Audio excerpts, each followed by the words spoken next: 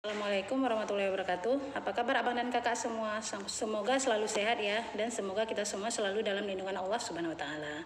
Dan jangan lupa jaga kesehatan, tetap terapkan protokol kesehatan. Semoga kita semua terhindar dari wabah corona ini. Amin ya robbal alamin. Nah baiklah, pada video pembelajaran kali ini Ibu ingin menjelaskan materi PAI, yaitu tentang kandungan surah Atin dan surah Al-Ma'un. Nah sebelum kita masuk ke materi, Ibu harap abang dan kakak sudah bisa menghafalkan surah Atin dan surah Al-Ma'un. Ya, baiklah, surah Atin adalah surah ke-95 dan surah Atin ini memiliki 8 ayat. Ya, surah Atin ini juga termasuk ke dalam surah Makkiyah. Nah, baiklah, marilah kita sama-sama membacakan surah Atin beserta artinya ya.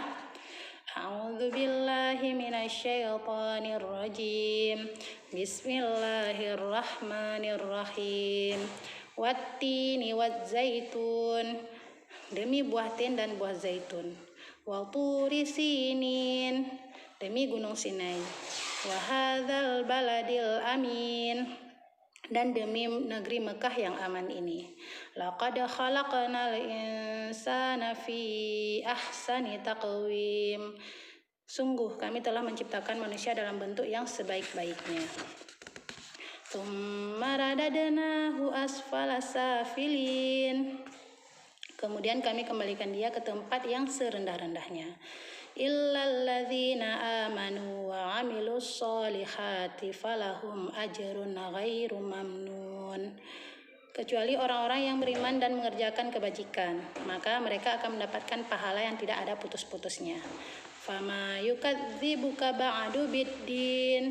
Maka apa yang menyebabkan mereka mendustakanmu tentang hari pembalasan setelah adanya keterangan-keterangan itu? Alaihissallahu biahkamil hakimin. Bukankah Allah hakim yang paling adil? Nah, kita sudah bersama-sama membacakan surah Atin beserta artinya. Semoga kita semua bisa memahami apa makna yang terkandung dalam surah Atin tersebut. Nah, adapun kandungan dari surah Atin itu, yang pertama, Allah menciptakan manusia itu dalam bentuk yang sebaik-baiknya. Artinya apa?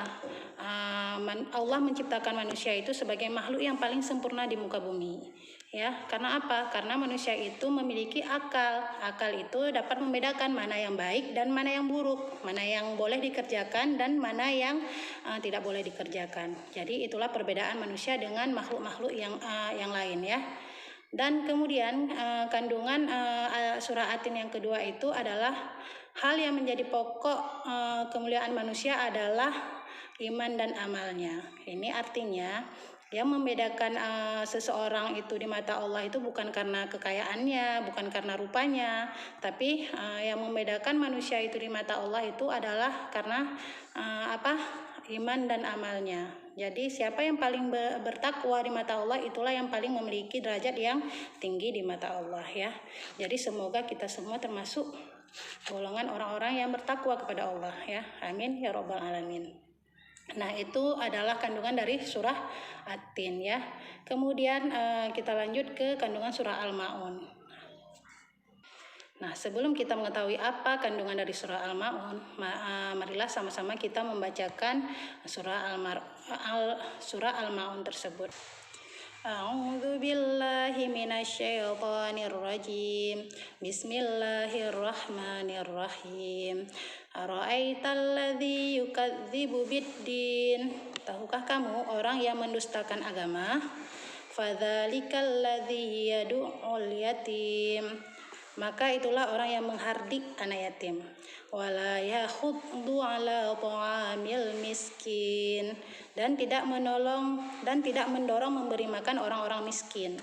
Fawailul lil musallin. Maka celakalah orang-orang yang salat. Alladzina hum an salatihim sahun. Yaitu orang-orang yang lalai terhadap salatnya. Alladzina hum yura'un. Alladzina hum yura'un. Yang berbuat ria. Wa yamna'unal ma'un. Dan enggan memberikan bantuan. Nah itu adalah ayat dari surah Al-Maun beserta artinya. Dan apakah abang dan kakak tahu apa kandungan dari surah Al-Maun? Nah, sebelumnya surah Al-Maun merupakan surah ke-107 ya, dan surah Al-Maun itu memiliki 7 ayat, dan ini juga merupakan termasuk ke dalam surah Makkiyah ya. Nah, dalam surah Al-Maun ini menceritakan tentang orang-orang yang mendustakan agama. Nah, seperti apa orang-orang yang mendustakan agama? Nah, dalam surah ini Allah menjelaskan ciri-ciri pendusta-pendusta agama tersebut. Tujuannya apa? Supaya orang-orang mukmin itu dapat menjauhi sifat-sifat tercela yang dijelaskan dalam ayat dalam surah ini. Adapun ciri-ciri pendusta agama yang disebutkan ayat ini adalah yang pertama, orang yang suka menghardi anak yatim, yaitu orang yang suka menganiaya atau menyakiti hati anak yatim. Seperti yang kita ketahui ya, Rasulullah itu adalah orang yang sangat penyayang. Beliau sangat menyayangi anak yatim, dan oleh sebab itu kita juga harus mencontoh perilaku beliau. Kita juga harus bisa menyayangi anak yatim. Dan jangan sampai kita termasuk ke dalam orang-orang pendusta agama tadi ya. Dan yang kedua itu adalah orang-orang yang tidak mau membantu fakir miskin. Nah, kita tentunya hidup bermasyarakat kan. Tentunya di sekeliling kita itu terdapat berbagai lapisan masyarakat ya. Di sini kita di dalam Islam dituntut supaya kita saling membantu. Ketika kita melihat ada saudara kita yang lagi kelaparan, yang lagi kesusahan, alangkah baiknya kita membantu mereka ya.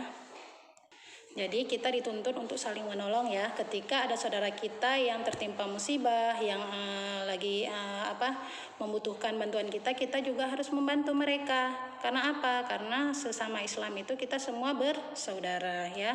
Jadi ayat ini memperingatkan dengan keras kepada orang-orang yang membiarkan saudara-saudaranya itu dalam kesusahan, dalam kelaparan, dan hanya dia melihat kesusahan mereka. Jadi walaupun kita tidak menyakiti mereka secara fisik, kita juga dengan sikap kita yang cuek dan tidak mau peduli terhadap keadaan mereka, itu juga termasuk salah satu ciri-ciri dari pendusta agama tersebut. Nauzubillahi min dzalik. Semoga kita terhindar dari perbuatan-perbuatan orang-orang pendusta agama tersebut ya. Semoga kita memahami apa yang dimaksudkan oleh surah Al-Maun ini ya. Semoga anak-anak ibu semua terhindar dari perbuatan-perbuatan yang Allah murkai ya. Baiklah, pada hari ini demikianlah pembelajaran kita. Semoga apa yang ibu sampaikan bisa bermanfaat bagi kita semua. Amin ya rabbal alamin. Dan semoga apa yang kita dapatkan hari ini bisa menjadi pembelajaran bagi kita semua dan bisa kita terapkan dalam kehidupan kita sehari-hari ya. Amin ya rabbal alamin. Nah, jika ada pertanyaan atau ada yang kurang jelas, boleh langsung bertanya ke ibu ya. Boleh langsung wapri, boleh melalui pesan teks atau pesan suara ya. Ibu akhiri, assalamualaikum warahmatullahi wabarakatuh.